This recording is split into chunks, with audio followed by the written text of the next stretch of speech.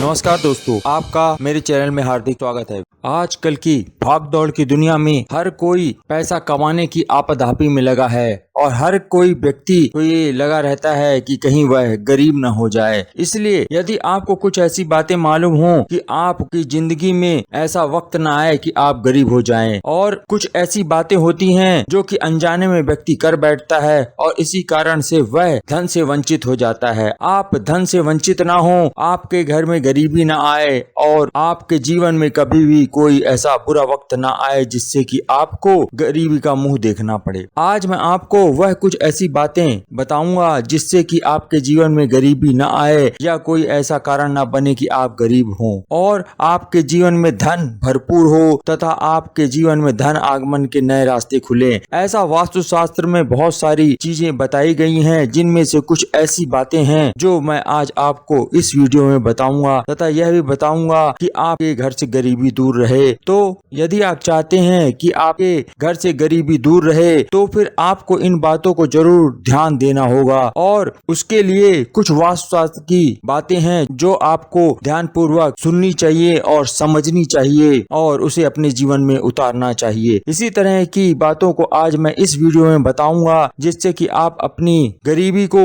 दूर भी कर सकते हैं और गरीबी से दूर भी रह सकते हैं। वो बातें जानने से पहले एक आपसे रिक्वेस्ट है कि यदि आप पहली बार मेरे इस चैनल पे आए तो चैनल को सब्सक्राइब अवश्य कर लीजिएगा और बेल आइकॉन भी दबा दीजिएगा। साथ ही वीडियो को लाइक कर दीजिएगा और अधिक से अधिक यह वीडियो अपने बंधु बांधवों में शेयर कर दीजिएगा। तो फिर चलते हैं, जानते हैं कि वह वास्तुशास्त्र की कौन सी बातें हैं जो हमें गरीबी से दूर रखें और हमारे जीवन में कभी गरीबी की छाया भी ना पड़े। तो सर्वप्रथम आपको यह मालूम होना चाहिए कि कभी भी अपने घर में आप भूल करके भी टूटी हुई तिजोरी कभी भी ना रखें, या यह ध्यान रखें कि आपके घर में जो अलमारी है उसमें जहां पर आप पैसे रखते हैं वह भी टूटा फूटा या जंग लगा हुआ नहीं होना चाहिए, या उसमें कोई धूल मिट्टी है तो उसे साफ कर दीजिए और यदि जंग लगा है तो उसे साफ करके उसमें पेंट अवश्य कर दीजिए। यदि आपके पास पैसे हैं तो नई अलमारी खरीद लाइए, नहीं है तो आप उसी ही पुरानी अलमारी को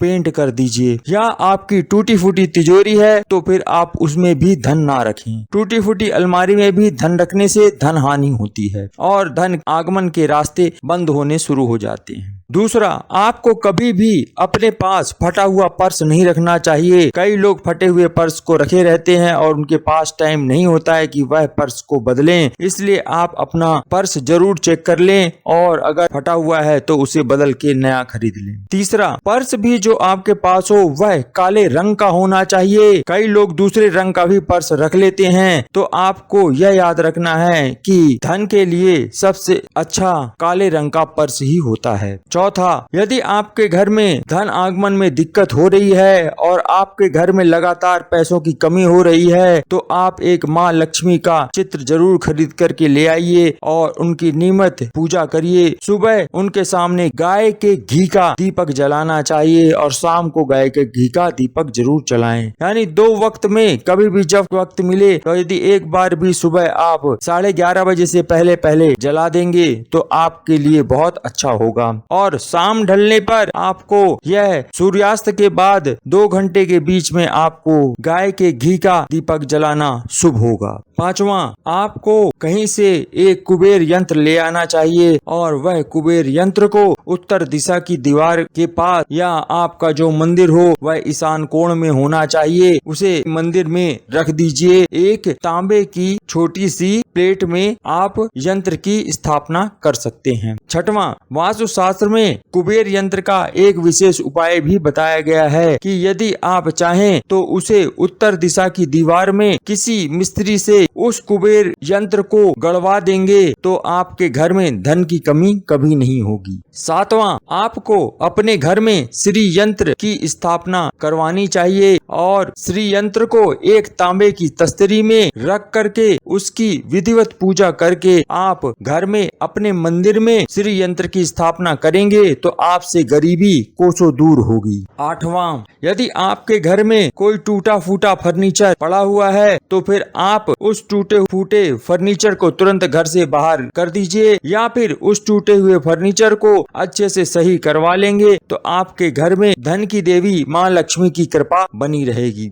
9वां, आपको कभी भी भूल करके अपने घर में नीले रंग का पेंट नहीं करवाना चाहिए क्योंकि नीला रंग जो होता है वह पानी का प्रतीक होता है और आप जानते हैं कि जल चलायमान होता है। यदि आप अपने घर में नीले रंग को करवा लेंगे तो फिर आपके घर का धन लगातार कम होता चला जाएगा और ऐसा भी हो सकता है कि आपके घर में पैसों की बहुत तंगी हो जाए। 10वां, आपको कभी भी भूल करके कोई भी बहुमूल्य वस्तु को वायु कोण में नहीं रखना चाहिए क्योंकि वायु कोण वायु तत्व से संबंधित होता है तो वह भी वास्तुशास्त्र के अनुसार सही नहीं होता है। उत्तर पश्चिम दिशा को वायु कोण कहा जाता है, इसलिए आप इस बात का ध्यान रखें और यह देख लें कि कोई बहुत ही कीमती वस्तु यदि वायु कोण में रखी है तो या तो उसकी चोरी हो सकती है या फिर ऐसा घर में कुछ संकट आएगा जिससे वह वस्तु आपको बेचनी पड़ सकती है। 11वां, आपके घर में बिस्तर या घर में कहीं पर भी सोफे में बैठने की जो चादर होती है वह कभी भी फटी हुई नहीं होनी चाहिए। यदि आपके घर में फटी हुई चादर है तो उसे तुरंत बदल दें या उसको सिलवा लें और यह भी ध्यान रखें कि आपकी जो चादर है वह ज्यादा गंदी नहीं होनी चाहिए, इसलिए चादर गंदी होने से पहले उसको धो दें और उस चादर को बदल देना चाहिए। यानी साफ सुथरी और धुली हुई चादर आपको सोफा या बिस्तर में हमेशा ही बिछानी चाहिए, इससे आपके घर में धन की कमी नहीं होगी। 12वां, आपको भूल करके भी कभी भी छत में कोई भी कबाड़ या बेकार टूटा फूटा सामान नहीं रखना चाहिए और ना ही किसी तरह का कोई भी कचरा आपके छत पर होना चाहिए। इसलिए आप विशेष तौर से देख लीजिए आपके छत पर कोई भी कबाड़ या टूटा फूटा सामान और गंदगी नहीं होनी चाहिए, इससे भी धन हानि होती है। 13वां, आपके घर में कोई भी कांच की टूटी फूटी सामग्री और किसी भी तरह का टूटा फूटा फालतू सामान भी नहीं होना चाहिए। यदि आपके घर में कोई फालतू टूटा फूटा सामान है तो फिर आप उसे तुरंत ही किसी कबाड़ी को दे दीजिए या कूड़े कचरे में बाहर फेंक दीजिए। इससे आपके घर में धन की देवी माँ लक्ष्मी की कृपा बनी रहेगी और आपके घर में कभी भी पैसों की कमी नहीं होगी। 14वां, आपको यह विशेष रूप से भी देखना चाहिए कि जब भी आप मंदिर में कोई फूल या फूल माला भगवान को चढ़ाते हैं तो वह फूल और फूल मालाएं मुरझाई नहीं होनी चाहिए। बासी फूल भी भगवान को कभी नहीं चढ़ाने चाहिए और यदि आप फूल और फूल मालाओं को